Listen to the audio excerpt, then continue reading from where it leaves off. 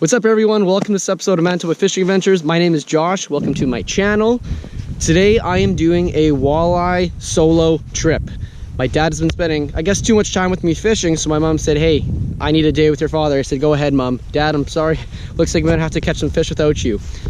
Walleye's the target today. It's a little bit windier, the wind's coming from the south, it's about 20 kilometers an hour, so I'm just gonna pop a couple holes in around this area. I'm gonna try to find like 17 feet of water, set up the shack, which could be interesting doing this all by myself with the wind. I'm just kind of hiding behind the sled right now. But until then, I'll show you guys my fail if it happens, and we will see you in the tent shortly.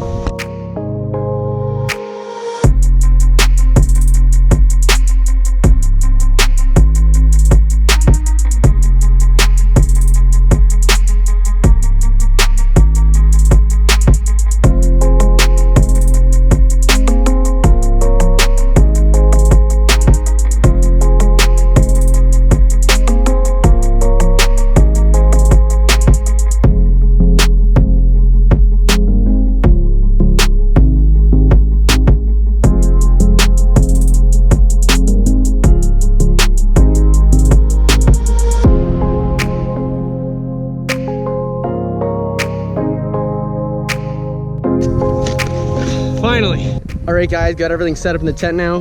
Big camera set up, heaters on, holes are clean. Now all that's left to do is get fishing, but first check out this new tent I got. It is the Eskimo 650 Outbreak. This thing is ginormous. And the absolute #1 thing I think every tent should come with nowadays is this, and this is a walk-through doorway. Check this out. Swing that open, look at that. You're not tripping on the tent anymore, no one's ripping zippers. So here's our setup. You can see this here. 2 flashers going. Giant. It's like 94 square feet, this tent. It's a nice bright gray. It's not so dull in here, so adds a little bit of brightness and joy to my life. But yeah, now let's just get fishing. Go to show you guys what I'm using. We're gonna switch over the big camera starting now. All right folks, we are finally set up. It is time to do some fishing. We're fishing about 16.5 feet of water. On my main rod, I'm gonna be using a rattle bait. If you guys have seen some of my other videos this year, you'll probably seen this bait or recognize it. It is the Perch Pattern Glow by Live Target. There's perch in this body of water, so it's a natural feeding item for these fish. And on my other rod, I'm gonna try out one of these new Pelican spoons. Like a flutter spoon's got a little extra blade on the bottom of it. Cool colors. And I'm also gonna tip the spoon off with a salted minnow to add some scent to it.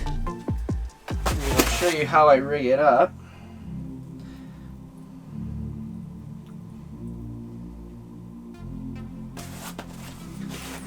Just like that. So the minnow's actually completely around the hook itself, kind of like a circle. That way when it flutters, the hooks are covered, but it's all minnows for those fish. So without further ado, let's drop the baits down and hopefully get on some fish.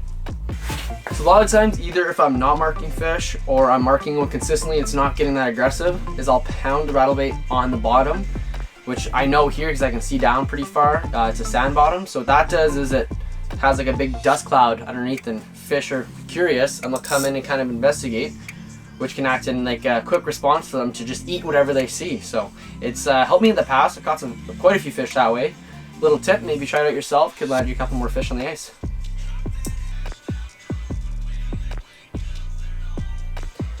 Come on.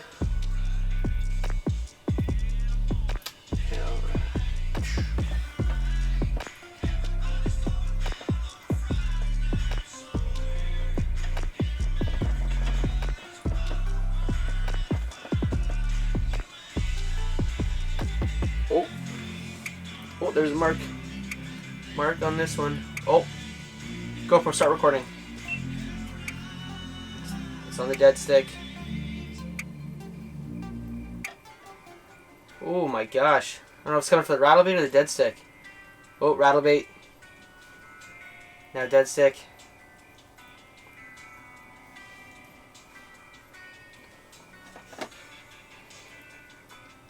Oh. Oh, now it's gone. What the heck? Oh, no, it's still there. Where is it? Oh, no, it's still there. Oh, it's gonna smoke the rattle bait. Come on. You're right on it. There we go. Ooh. Oh! Drag was not set, folks. No! Ah! Dang.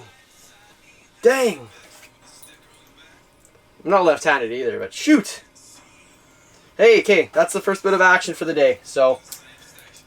Dang it. Rookie move, rookie move. He kept going back and forth between the spoon and the rattle bait. I didn't know which one he was following, but he bit. Hopefully means his buddies will bite too. Shoot! And I was working both those baits pretty hard, actually. It was up and down, so maybe I just gotta keep moving all day. It's tough to see in between each flasher, though, because I drilled the holes so close together. So I don't know if I was picking up my lure sometimes, or the other lure, or where the fish was, but he was definitely interested, so he bit. My own fault.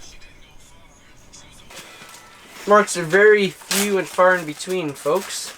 So I figured maybe if I get hungry and I start eating, the fish will come by and they'll start eating.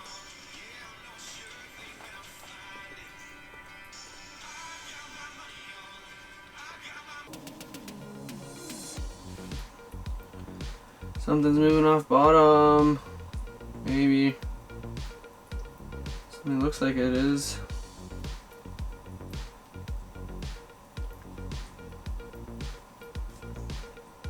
The heck, flasher?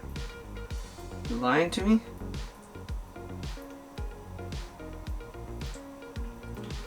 Looks like there's something definitely down there. Keeps flickering on and off. Oh, here we go. Crushed it. Finally. Oh my god, it's horrible. Oh, finally. Ah. Yes. Woo. There it is. Loved that gold tiger perch, whatever. Woo. Damn, that was a long time. That was a long wait. He was just kind of flickering on and off bottom for a solid minute, and he finally. Whoa. Woo. Come on, fish. Oh no. There it is. He finally crushed it. Gonna do a quick measure. 20 inches on the dot. Oh, that is such a relief, guys. Oh, not a bad one. We go to the GoPro. Check it out. All right, buddy. Thanks for the fight. Have a good life. Oh, nice, nice. Oh, finally. Holy smokes. I was getting worried there. That's the third mark we've had all day. And he was literally just on bottom, and I could see my flash. I thought it was like getting some weird interference from the Ice 35. And it was just coming on and off bottom. It was a little bit of blue, a little bit of blue, a little bit of blue. For probably 35, 40 seconds, and he came right up and smoked that bait. Oh, that feels good. That feels good.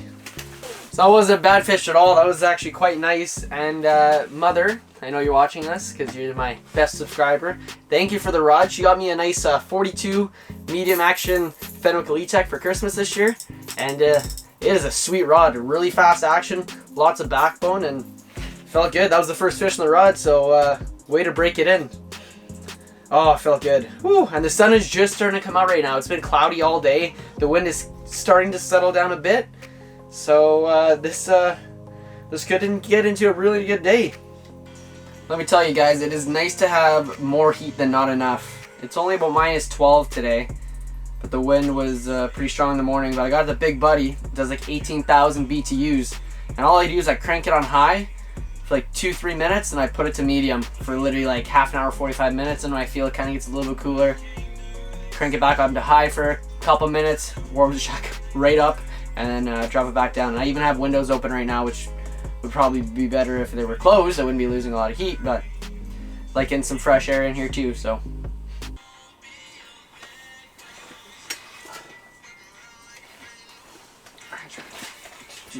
Try to play. Baby, I am playing by your rules. Oh, something flickering off bottom. Is that the other lure? Oh.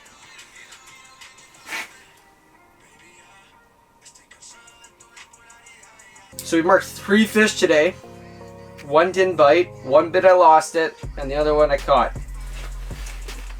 Once again, if I was punching holes outside consistently, I would probably mark more fish. But having to move everything all by myself, especially with all the gear and everything, is just very time consuming. So we're just chilling in the tent today. This is a relaxing day. It's New Year's Eve, and I can't be fishing with anyone else outside my household right now in Manitoba. So my mom took my dad from me, so it's just me, myself, and I today. Nice little way, a little bit different than what we're used to with COVID and everything, but hopefully by the time summer fishing comes, this will all be in the past and the vaccine will have done what it's done, and we can all go back to fishing with friends and seeing family.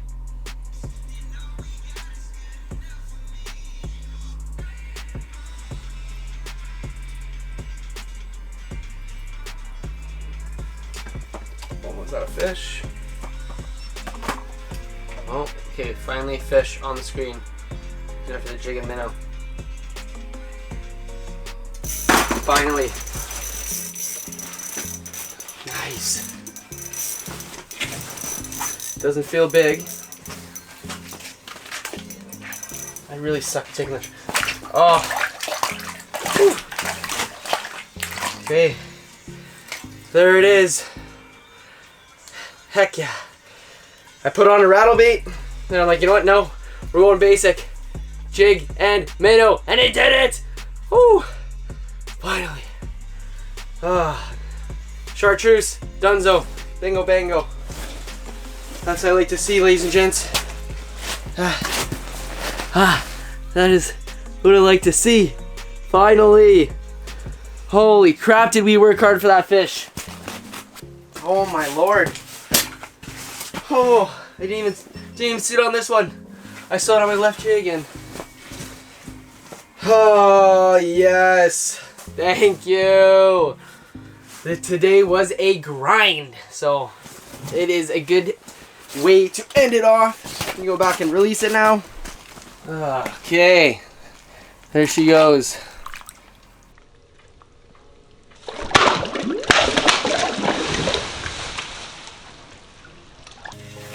That felt good. That felt real good. Nice. More than 1 fish for the day, so I am a happy camper.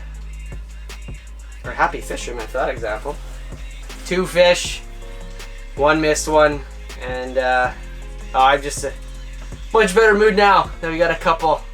It's a decent drive, and by the time you set everything up, I mean, it's a lot of time and effort put into this, so glad it paid off. Hopefully we get 1 more. That would be awesome, but I'm gonna give it 15 minutes. It's just clicking past 3 o'clock right now, and I'm gonna start packing up to head back home and spend New Year's Eve with the family.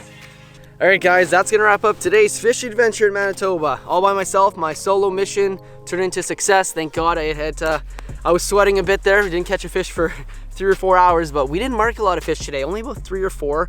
I'm sure if I would have punched a few more holes in some different areas, we could have got a few more marks and hopefully a few more fish, but to move all the camera gear and then the snowmobile, to take down the tents, that's a lot of work for just me. So I was happy just to sit back nice and warm today, out of the wind in the morning, and just do some fishing. Today is the last day of 2020.